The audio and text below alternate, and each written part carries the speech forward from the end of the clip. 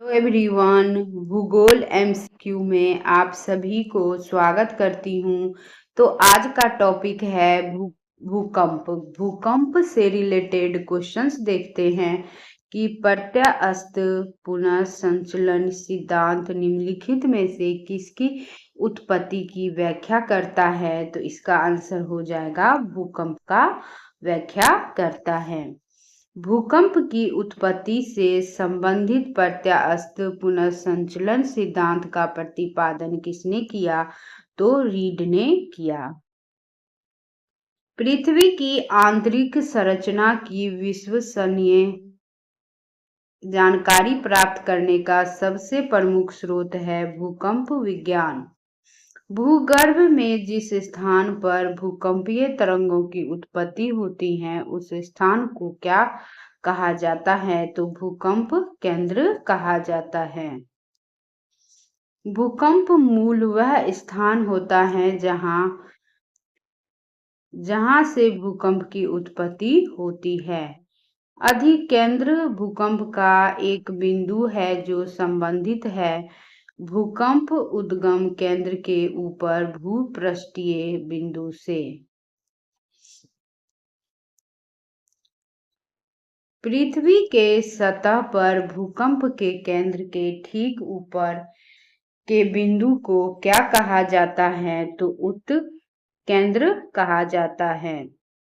भूकंप में धरातलीय तरंगे होती हैं तो एल तरंगे। निम्नलिखित में से कौन सी भूकंपीय तरंगे सर्वाधिक क्षति पहुंचाती हैं? तो क्षति जो पहुंचाती हैं वो दीर्घ पृष्ठीय तरंगे। निम्नलिखित में से कौन सा कथन सही नहीं है? तो समभूकंप रेखा का आकार नियमित होता है। यह जो कथन है वह गलत है। निम्नलिखित में से कौन सा कथन सही नहीं है? तो इनमें से कोई नहीं है सही। अंतःसागरीय भूकंपों द्वारा उत्पन्न समुद्री लहरों को क्या कहा जाता है? तो सुनामी कहा जाता है। सुनामी का मुख्य कारण निम्नलिखित में से कौन है? तो भूकंप है। विश्व के सर्वाधिक 63% के लगभग भूकंप निम्न में से किस पेटी में आते हैं? तो परिप्रशांत महासागरीय पेटी में आते हैं। भूकंपों का प्रभाव महाद्वीपीय भागों के अतिरिक्त महासागरीय भागों पर भी पड़ता है और इससे महासागरों में भयंकर लहरें उत्पन्न होती हैं। इन लहरों को किस नाम से जाना जाता है? तो सुनामी के नाम से जाना जाता है। सुनामी किस भाषा का शब्द है? तो जापानी भाषा का शब्द है। किस देश में भूकंप से उत्पन्न विनाशकारी समुद्री तरंगों को सुनामी कहते हैं? तो जापान को। तरंग पदार्थों से होकर न गुजर सकने वाली भूकंपीय लहर कौन सी है? तो एस है। रिएक्टर स्केल का प्रयोग किसके मापने के लिए किया जाता है? तो भूकंप की तीव्रता। सिस्मोग्राफ किसे मापने के लिए काम लाया जाता है? तो भूकंपीय तरंग को। सिस्मोग्राफी किसका विज्ञान है? तो भूकंप का। समान भूकंपीय तीव्रता अर्थात समान बर्बादी वाले स्थानों को मिलाने वाली रेखा को क्या कहा जाता है? तो समभूकंप रेखा कहा जाता है। किसी क्षेत्र के उन स्थानों को मिलाने वाली रेखा जहां भूकंप एक साथ अनुभव किया जाता है कहलाती है सहभूकंप रेखा कहलाती है।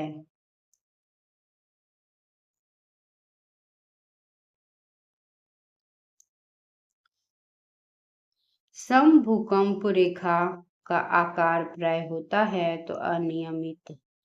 भूकंप का कारण है टेक्टोनिज्म। अग्नि वलय प्रशांत महासागर के उस विशाल क्षेत्र को कहते हैं जहां कुल भूकंप का आता है तो कितना प्रतिशत, तो 68%। निम्नलिखित में से कौन सी घटना धरातल पर नहीं घटित होती है, तो सुनामी।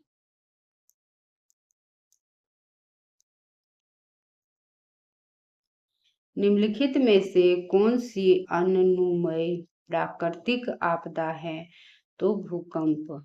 निम्नलिखित में से कौन सा एक एशिया के पूर्वी सीमांतों में होने वाले भूकंपों का कारण बताता है, तो एशियाई प्लेट के नीचे पैसिफिक प्लेट का अवगमन।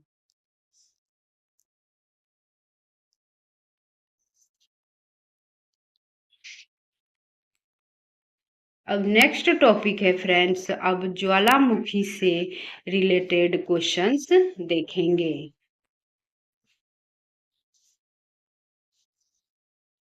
अगर वीडियो पसंद आ रहे हो तो लाइक और सब्सक्राइब जरूर कीजिएगा। अब ज्वालामुखी से रिलेटेड क्वेश्चंस देखते हैं फ्रेंड्स। फर्स्ट क्वेश्चंस, निम्नलिखित में से किसे प्राकृतिक का सुरक्षा वाल्व कहा जाता है, तो इसका आंसर हो जाएगा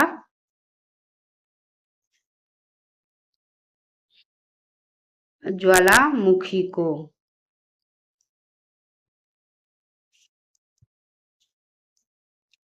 ज्वालामुखियों के बारे में निम्न में से कौन सा कथन सत्य है, तो उपयुक्त सभी जो कथन है वो सत्य है।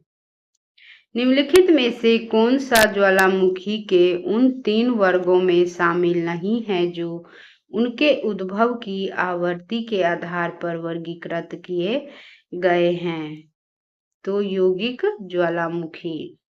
किस ज्वालामुखी में अक्सर उद्गार होती रहती हैं, तो जागृत ज्वालामुखी।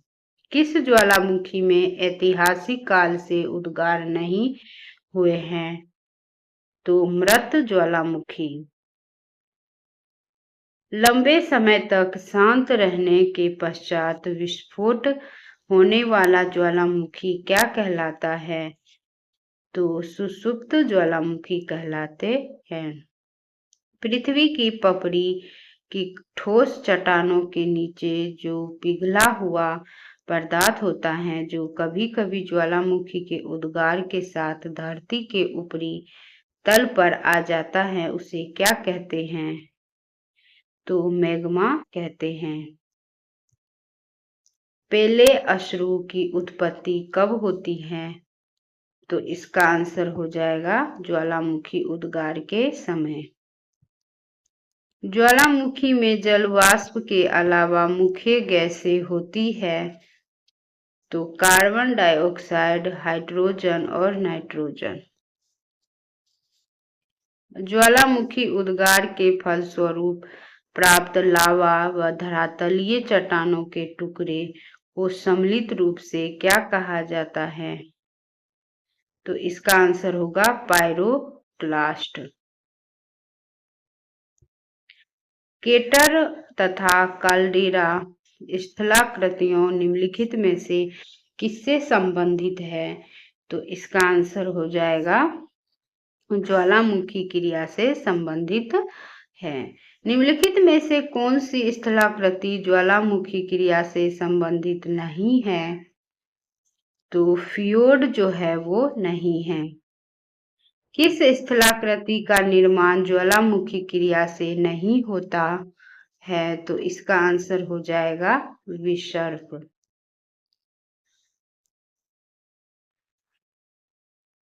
डाइक क्या है, तो डाइक जो है वो ज्वालामुखी निर्मित आंतरिक स्थलाकृति है।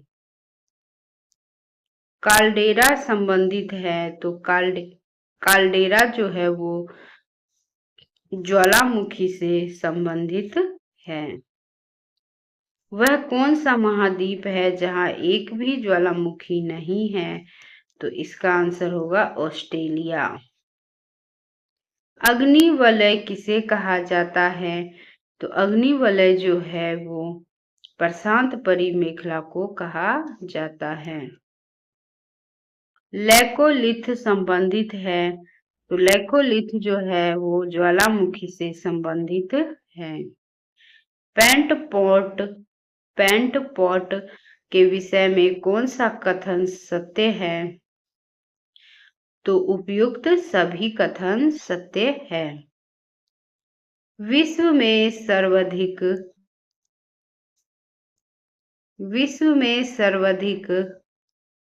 जागृत ज्वालामुखी कहाँ स्थित है? तो प्रशांत महासागर के आसपास। अब लास्ट क्वेश्चन है फ्रेंड्स, विश्व की अधिकांश ज्वालामुखी घटनाएं घटित होती हैं तो विनाशात्मक प्लेट किनारों पर। विनाशात्मक प्लेट किनारों पर ज्वालामुखी घटनाएं घटित होती, तो इसका आंसर डी हो जाएगा।